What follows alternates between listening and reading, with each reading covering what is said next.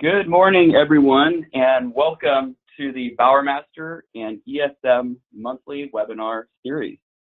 My name is John Bondere, and I'm an advisor here at Bowermaster and Associates. As you know, ESM is our safety and claims management partner, and the goal of these webinars is to provide you with a resource that is both educational and beneficial to your operations. Today's webinar is going to be on managing the first 5 days after an injury occurs. And as you see on the slide, everyone in attendance today will be receiving a certificate of completion, as well as a follow-up email with useful information from today's webinar. With that, I'd like to hand this off to our safety and claims partner and expert, Sharon Poston. Sharon? Okay, thank you, John. Good morning, everyone. And welcome back to our final in the monthly series of workers' compensation webinars. In today's webinar, we're going to summarize the policies and procedures that you have created over the past year and walk you through the steps to manage your claims utilizing what you've learned through these 10 webinars that we have shared with you this past year. Today's webinar is intended to help you walk the talk. In other words, put into action the skills and expertise that you have gained during the past year to manage your claims. When an injury occurs, it's important to have a process in place to ensure compliance with Workers Comp and Cal-OSHA requirements. And the following best practices ensure that all the key stakeholders are aligned with a recovery and return to work strategy that will help achieve the best outcome. An employer sets the tone for the optimal result during the first 5 critical days after an injury. We'll begin by reviewing your accident investigation process and then direct your attention to your employee to ensure that he or she receives prompt medical attention and is given direction and instructions of what to do during the next few days and maybe few months of recovery and return to wellness and gainful employment. This past year, we've presented information to assist you with managing your workers' compensation risk. Through these webinars, we have promoted understanding and compliance with your safety requirements and regulations. And we've also shared with you the industry best practices to manage your workers' compensation claims. These next 2 slides are a reminder of the past year's recorded webinars that you can revisit at any time on the Bowermaster website. Your Bowermaster advisor and ESM advocate are also here to provide assistance if you have any questions. Today we're going to talk about the 5 steps to post-injury management. I'll just briefly go over these and then we'll go into a little more detail with these. The first step is to investigate the accident. Then you complete your post-injury claims packet and review that with the employee. You ensure the appropriate medical care is implemented, follow up with the employee, and you continue to discuss return to work and modified duty. So let's get started. We've previously reviewed your requirements to create and implement an injury and illness prevention program. So element 8 of the IIPP requires that you conduct an investigation following an incident or an accident. The goal is to find the cause of the injury and then take corrective action to avoid recurrence.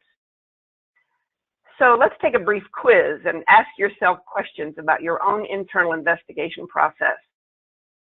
First of all, whose responsibility is it to conduct the investigation? The supervisor or the lead, or maybe the safety coordinator? Have the right people been trained how to conduct an investigation?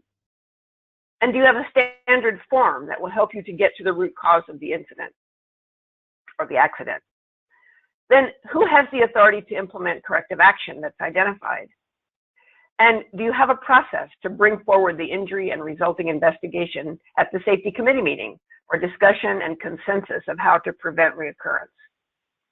I know these are all questions, and some of these answers we've talked about in earlier webinars. So we encourage you to go back and take a look at some of those earlier webinars. In an earlier webinar this year, we discussed a serious forklift injury when an employee stood on the forks of the lift to reach a pallet. So was this the first time that he ever did this? Or was it a common practice that just eventually led to a serious injury? Another element of your IIPP is how will you enforce your safety rules? Was the employee trained how to safely complete his job tasks? If yes, did the employee violate these rules?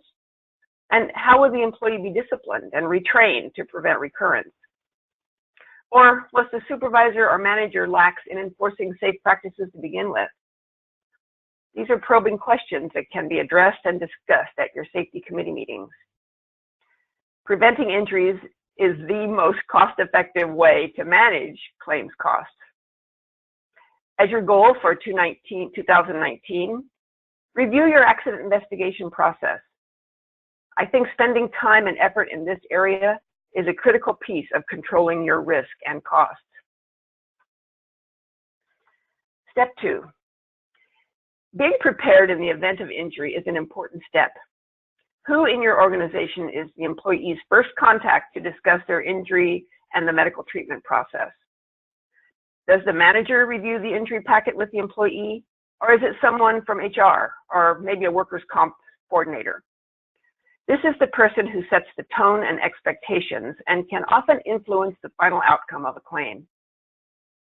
It should be a person who is compassionate and yet firm, thorough and detail-oriented, and who has an understanding of the flow and the milestones of workers' compensation claims so that they can answer questions of the employee.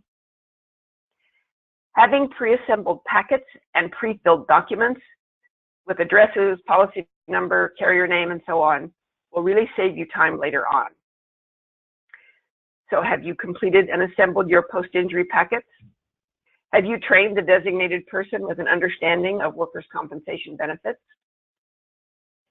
We have a list of a checklist to include in the top of your packet that just ensures that you have all of the right documents there, and then you can check them as you review each of these steps with the injured employee. We've also provided this reporting instruction guide in a prior webinar. You can print this flow chart and use it as your guide for training. Having a roadmap of the reporting process and knowing what comes next, it's reassuring. I mean, think how you feel when you've got Google Maps talking to you through the traffic and freeway interchanges.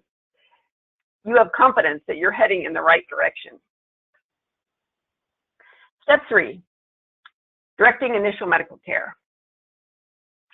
If the employee has not pre-designated a treating doctor in the event of injury, you will send them to the clinic that you've designated.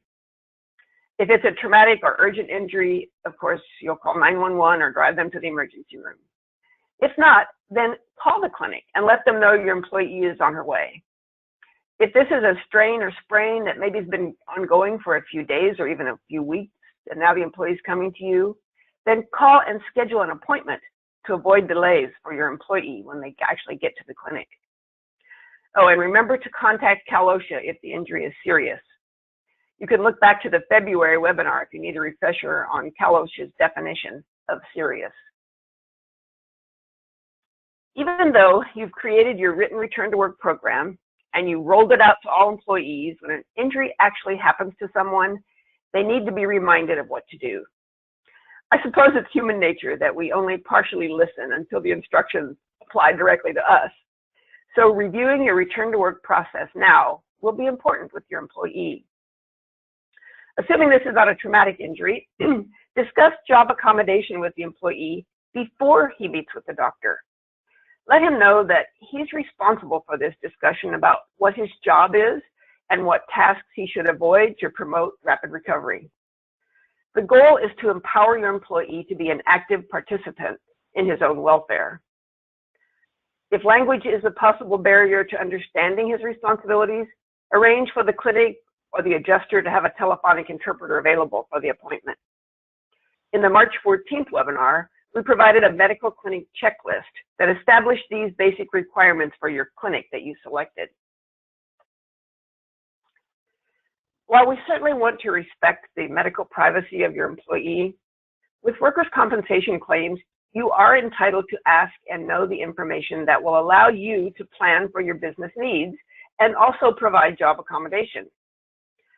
Labor Code 3762 is often called the Employer Bill of Rights. It allows you to know the diagnosis and the treatment plan, Is surgery a recommendation, for example? This will let you know what future time off work may be necessary. And most importantly, work restrictions. This is the key to working with your employees' abilities and what modifications will be necessary to keep them a productive worker. The employer, as the advocate for the employee, helps to reduce the cost and fears that an injured employee and his family may have. And for the employee who may have another agenda, I'm sorry, there are a few of those, or maybe just wants to be off work, your involvement lets them know that you are paying attention and you will be requiring their participation in the efforts to return to full duty. There have been many studies that show the same results.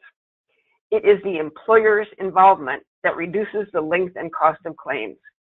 More than the doctor or the claims adjuster or any other factors, the employer has the key impact in managing the claims. Maybe you're asking yourself, but what do I actually say?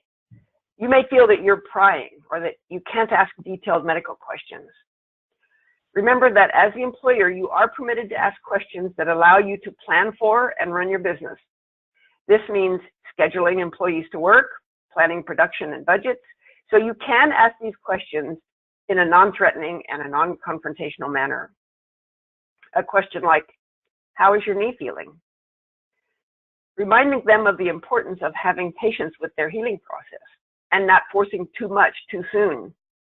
I mean, often it feels like we have both sides of the coin. The employee that doesn't want to work and needs a little push, and the employee that wants to speed things up and work too hard and maybe harm their recovery. You have to be the coach for the other players too. Is there a supervisor who is meeting production requirements, who's asking the employee to work in excess of the restrictions? You need to know that. You can ask about the medical recovery and treatment. If he's not showing improvement, you can encourage him to discuss this with his doctor. Help him to write a list of things to discuss with the doctor at his next visit. We know that on an average, a doctor is allowed 17 minutes per patient. So being prepared with a list of questions will help to get the answers. If you think you have an employee or you know your employee is shy or reticent to discuss these things with the doctor, would it be beneficial to have a nurse case manager assigned to talk with him or to talk with the doctor and explain things? Or maybe even ask for a field nurse case manager to be assigned to attend several visits with the employee. You know your employee better than anyone, and if you think they would benefit from that kind of handholding, then by all means, let your claims adjuster know that. What about the insurance company's role in the process? Are treatment requests responded to promptly and appropriately? In our past October webinar, we discussed the utilization review process, UR, and the deadlines involved. So you can review that one again if you need a refresher. If the claims adjuster is the claims adjuster calling the employee and explaining any changes and answering any questions. You can even call the adjuster together if you both have questions.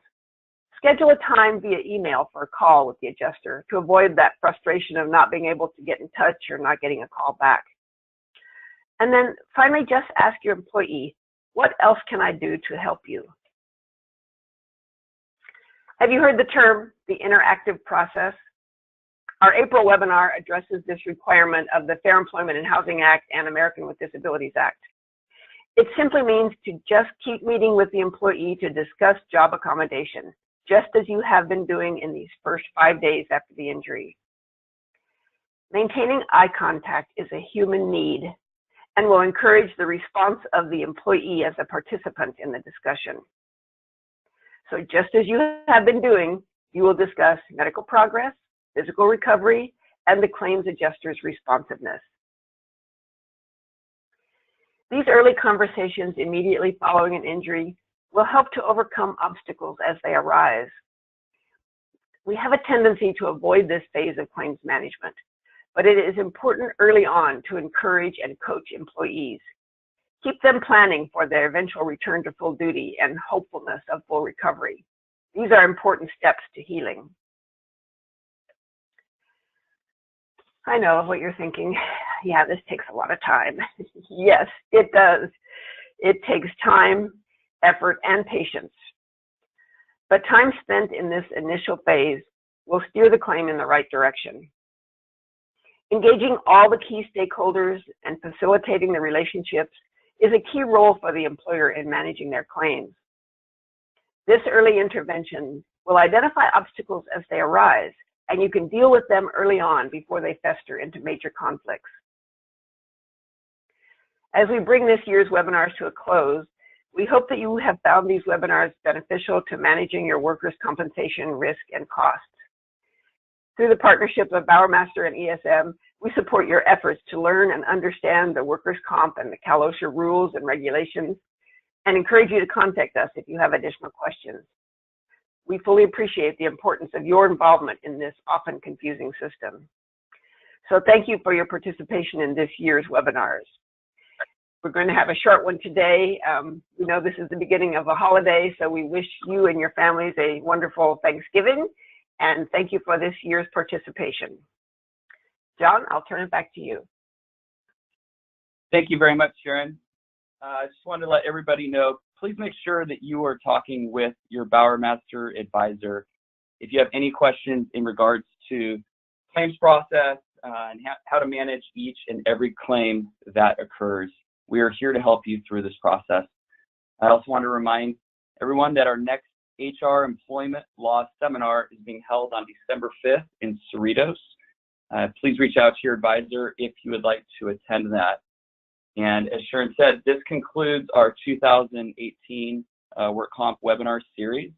Thank you very much, everyone, for attending, and we hope that you have a wonderful Thanksgiving. Goodbye.